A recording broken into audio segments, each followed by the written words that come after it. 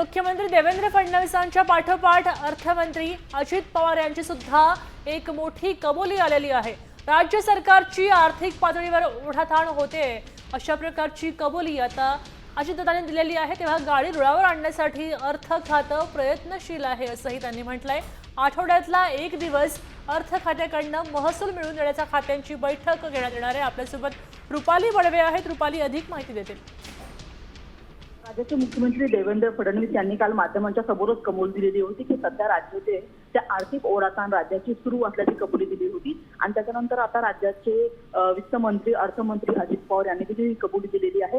सध्या राज्य जे आहे ते आर्थिक ओढाताण सुरू आहे आणि त्याच्यामुळे राज्याला ज्या ज्या विभागांच्या माध्यमातून जो एक आर्थिक फायदा होत असतो अशा विभागांना आता येत्या काही दिवसाभरामध्ये टार्गेट दिलं जाणार आहे। त्याच्यामध्ये आपण पाहिलं तर राज्य उत्पादन शुल्क असेल, जीएसटी असेल, सहकार असेल किंवा महसूल असेल, ह्या विविध माध्यमातून राज्याला आर्थिक जो आहे तो फायदा मिळत असतो। उत्पन्न राज्य सरकारचं जे ह्या विभागांवरती मोठ्या प्रमाणामध्ये अवलंबून आहे आणि त्याच्यामुळे यांच्याकडून मोठ्या प्रमाणामध्ये वसुली करणं असेल किंवा मग त्यांना रिकव्हरी करणं असेल, या संदर्भामध्ये आता दर आठवड्याला जे त्यांची बैठका लावून त्यांना टार्गेट दिले जाणार आहे आणि त्या अनुषंगाने आता राज्याची जी आर्थिक घडी आहे तो बसवण्याचा प्रयत्न द्यायचा सरकारच्या माध्यमातून केला जाणार आहे।